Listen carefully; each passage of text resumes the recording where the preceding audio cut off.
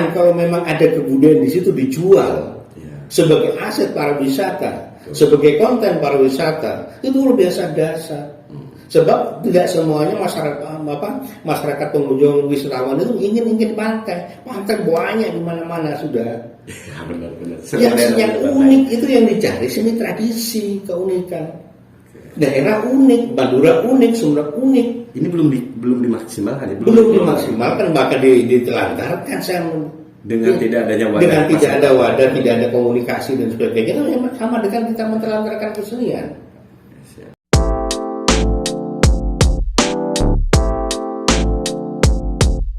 Assalamualaikum warahmatullahi wabarakatuh. Kembali lagi di Madura Talk bersama saya Ferry Ferdiansa.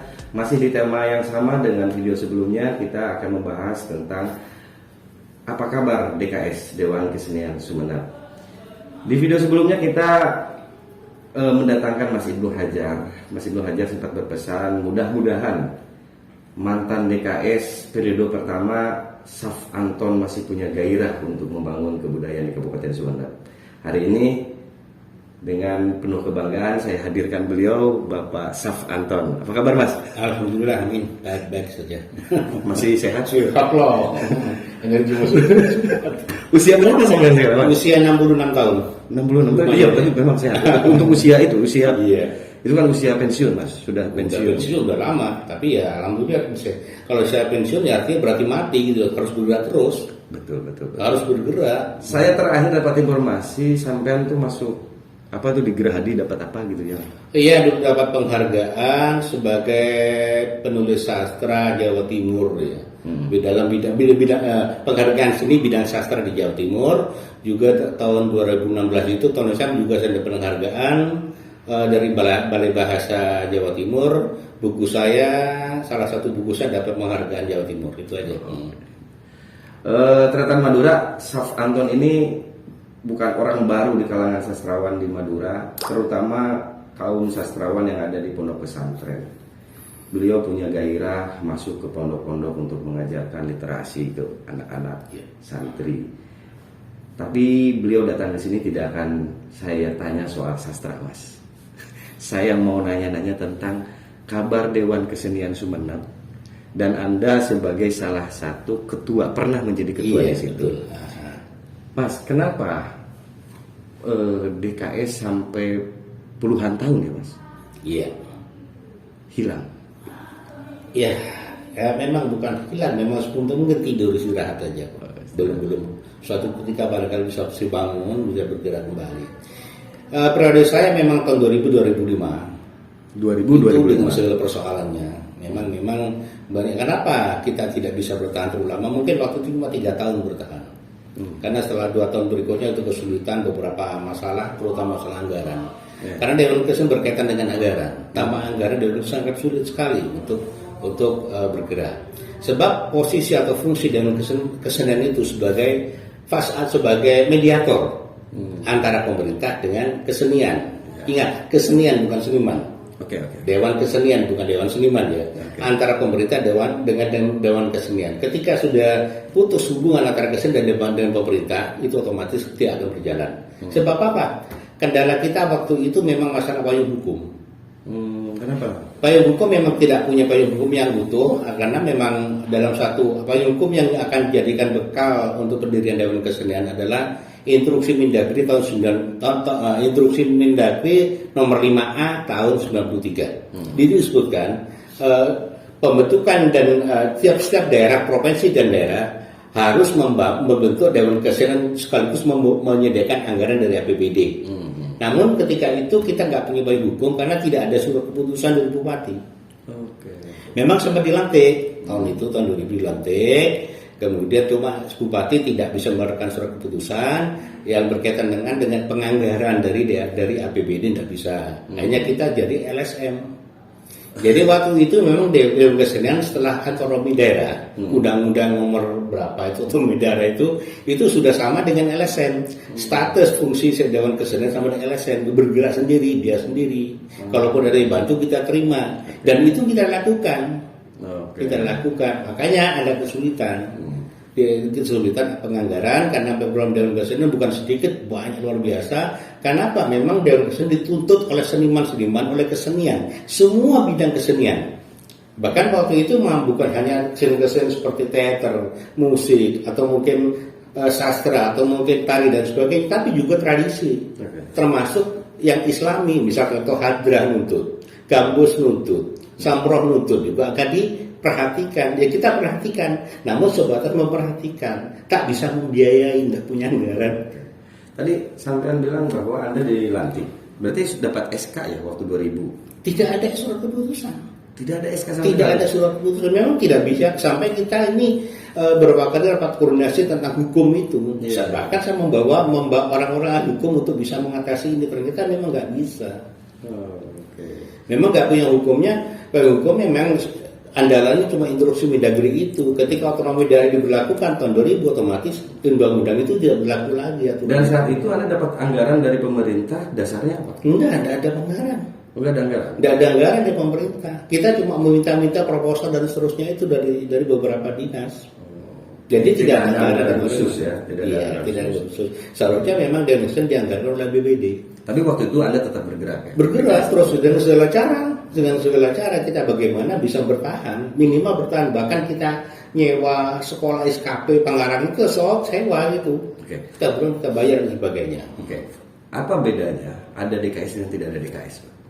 Sebenarnya dengan harapan ada DKS sebagai bisa mengkondisikan teman-teman kesenian untuk bisa memberikan satu ruang yang sama terhadap kegiatan kesenian. Jadi Anda sepakat kalau DKS harusnya diaktifkan? Ya makanya kalau memang bukan kita nolak diaktifkan, alasan hukumnya itu harus kita perhatikan, ini berkaitan dengan APBD dengan pemerintah. Karena apa? Dewan Kesenian di situ ada pengurus ex officio. Pengurus dari kalangan dinas-dinas terkait dengan kesenian itu nantinya ada, ya itu akan menggerakkan juga. Tapi Kereta Madura di Sumeneb ini per 2018 sudah ada Perda Seni dan Budaya Pak. Itu juga dimiliki oleh kepemudaan Perda. Iya. Kecuali olahraga Pak tidak ada. Kalau tidak salah ya Perdanya itu tidak ada. Tidak, nanti bisa dicek di Bupakora. Saya tidak tahu bagaimana Perbubnya. Perdanya ada, Perbubnya belum ada. Yang belum ada itu Perbub itu yang belum ada punyanya kesenian Pak. Perbubnya belum ada sampai sekarang. Mungkin gara-gara itu tidak bisa nge-SK ya Pak. Iya, makanya saya bilang Perbub atau Perda masih berlangsung berdasarkan aturan di atasnya. Kalau khusus dengan Dewan Kesenian berkaitan dengan instruksi Mendagri itu kaitan eratnya. Kalau memang dibentuk Dewan tentang kesenian kebudayaan kan tidak ada korelasi dengan Dewan. Apapun kesenian, apapun kebudayaan. Pak, sekarang kan teman-teman seniman itu cenderung untuk jalan sendiri, bergerak sendiri, gitu kan ya. Artinya tidak bisa dalam skala besar karena tidak ada dukungan dari pemerintah. Iya. Sampai kapan Sumeneb akan bisa seperti itu? Seniman Sumeneb mandiri bisa sampai kapan menurut Anda? Iya, memang keberuntung ya di Sumeneb ini masyarakat seni Sumeneb cukup luar biasa dahsyat ya. Bahkan disebut-sebut orang luar bilang orang Sumeneb lahir itu jadi penyair, misal salah satunya. Orang Sumeneb orang lahir di Sumeneb itu penyair udah. Berarti kedahsyatan Sumeneb dalam bidang sastra luar biasa gitu. Itu. Jadi memang selama ini masyarakat seni cukup lumayan memahami kondisi masing-masing gitu. Dan tidak selalu bergantung pada pemerintah. Itu keuntungannya di situ. Kalau memang ada satu lembaga atau wilayah koordinasi yang membangun kekuatan yang lebih kuat lagi untuk membangun dengan hubungan pemerintah jauh lebih baik lagi. Memang selama ini terus terang aja kita kan pemerintah kurang banyak perhatian, bukan tidak pun kurang perhatian terhadap kehidupan kesenian bertahun-tahun. Perhatiannya mana itu? Selama ini kita masih bergantung pada anggaran contoh misal anggaran cuma kita bergantung pada permohonan proposal, itu pun kalau ada. Tapi kan event-event kesenian di Sumeneb jalan apalagi kalau hari jadi dan sebagainya. Nah itu yang maksud. Yang maksud hari jadi siapa yang pengisi dengan keseniannya? Itu kan orang tidak jelas, tidak terbentuk siapa yang mengisi kesenian dalam hari jadi itu. Atau bukan orang Sumeneb? Mungkin jadi. Nah, itulah persoalan-persoalannya. Apakah ada pemerintah mengadakan satu kegiatan kesenian apapun, acara apapun dalam peringatan hari apapun melibatkan seniman? Jarang kalaupun ada kalangan tertentu. Betul. Ya makanya kadang saya pernah jengkel. saya sebut itu sebagai seniman plat merah. Saya pernah jengkel, ada 3 bentuk seniman plat hitam, plat merah, dan plat kuning. Saya tidak banyak, itu yang bikin jengkel gitu. Betul. Artinya Pak, seandainya ada DKS, event-event kedaerahan itu bisa disalurkan untuk diisi oleh teman-teman seniman Sumeneb. Begitu ya Pak? Iya, begini, dulu memang saya sudah sampaikan beberapa kali. Karena Dewan Kesenian adalah sama dengan LSM, di berapapun dibentuk Dewan Kesenian di satu daerah ada masalah. 1000 Dewan Kesenian betul ada masalah. Oh gitu. Dewan Kesenian Sastra, Dewan Kesenian ini, Nggak masalah. Bukan ada masalah, karena LSM tidak punya payung hukum. Lalu kenapa budayawan di Sumeneb ini kok nggak mau bikin? Bukan tidak mau, tidak punya payung hukum. Apakah lalu namanya LSM ya, Lembaga Swadaya Masyarakat ya? Kalau ya otomatis modal sendiri lah semuanya. Kalau di Malang kan disebutnya LNS ya, Lembaga Non Struktural. Iya bisa. Kalau memang kan saya katakan Dewan Kesenian dibentuk sebelum berlakunya Undang-Undang Otonomi sudah berjalan lancar sekarang. Tidak masalah. Ya negara tetap berlangsung karena mereka juga sudah ada. Kan setelahnya memang banyak beberapa daerah misal. Daerah contoh ada beberapa daerah yang ada kota dan kabupaten misal. Saya sebut Mojokerto misal. Mojokerto saya dapat informasi tempoh hari Mojokerto di kabupaten ada Dewan Kesenian. Itu pun berlangsung dan itu di bawah binaan dinas-dinas terkait perpustakaan. Ya tergantung kepala dinasnya. Kalau dinasnya ingin meneruskan, teruskan. Kalau tidak ya sudah selesai dan dibentuklah baru lagi. Kalau memang mau diulang, itu tergantung kebijakan kepala dinas. Ada yang kota saya paling rumah juga sebagai Dewan Kebudayaan. Saya tertarik di Dewan Kebudayaan. Bukan Dewan Kesenian. Bukan Dewan Kesenian. Tapi ketika bicara Dewan Kebudayaan, kesenian masuk nggak? Otomatis lebih fleksibel, lebih luas jangkauannya. Lebih jangkauannya. Terkait dengan dasar hukum, payung hukum. Punya Undang-Undang Nomor 5 tahun 2017 tentang pemajuan kebudayaan itu utuh itu. Dan hampir beberapa daerah itu membentuk setelah tahun 2000 setelah berlakunya tahun 2017 2020 banyak sudah memunculkan Dewan Kebudayaan. Apakah informasi bahwa hari ini pemerintah mengejar supaya bisa terbentuk DKS itu yang dimaksud Dewan Kebudayaan atau Dewan Kesenian sih Pak? Lebih bagus saya katakan Dewan Kesenian sudah tidak mau hukum. Oke. Kalau dewonya sudah jelas pasti. Pada tadi disebutkan tata hukum. Iya, karena disebutkan itu Dewan Undang-Undang Nomor 5 tahun 2017 sudah pasti, sudah jelas itu. Itu udah masalah, aman-aman saja berlangsung. Kenapa tidak gitu? Saya tawarkan beberapa kali itu ke pemerintah lembaga di Parpora juga. Ini Dewan Kebudayaan yang paling efektif, apalagi di sini kaya akan kebudayaan daerah. Kenapa tidak gitu? Sebenarnya kaya dengan tradisi, identik kebudayaan daerah dan sebagainya itu kan luar biasa dasar kalau kita bentuk. Jadi dua keuntungan, modern berlangsung, tradisi berlangsung, sama-sama kita tahan. Sebagai pegiat sastra, sebagai seniman, apa upaya sampean untuk menghidupkan Dewan Kebudayaan di Sumeneb? Ya memang Dewan Kebudayaan kan satu lembaga, satu organisasi, satu dewan yang dibawa kerjasama dengan pemerintah. Ya, apa yang sudah sampai lakukan? Ya kita memang kalau memang ada satu inisiatif gagasan dari pemerintah ingin membentuk Dewan Kebudayaan misalnya, ya kita akan bergerak semuanya lah. Kita memberikan satu ruang yang luas nanti kepada seniman, kepada budaya untuk sama-sama membangun kekuatan kebudayaan di daerah. Ada nggak upaya sampean membangun komunikasi dengan pemerintah lewat di Parpora? Sudah. Dengan teman-teman budayawan lain Pak, dengan seniman lain? Belum. Baru-baru ini kan isu Dewan Kesenian terakhir itu baru saya mewacanakan itu. Ada berapa banyak budayawan dan seniman kita itu kalau ketika mau mengatakan mau kumpulan sebenarnya jumlahnya sampai berapa orang? Kita kan sangat fleksibel, tidak jelas sekali. Bukan tidak jelas, kita akan sudah sekali mengkalkulasi berapa sih jumlah seniman, berapa sih budayawan, berapa sih astana itu nggak bisa kita ukur. Sebab selama ini dalam perkembangan terakhir beda tahun 2000-an. Kalau kita lihat perhatikan karena memang tidak sedasar sekarang ini. Ini sastrawan, ini seniman teater, ini seniman tari udah jelas.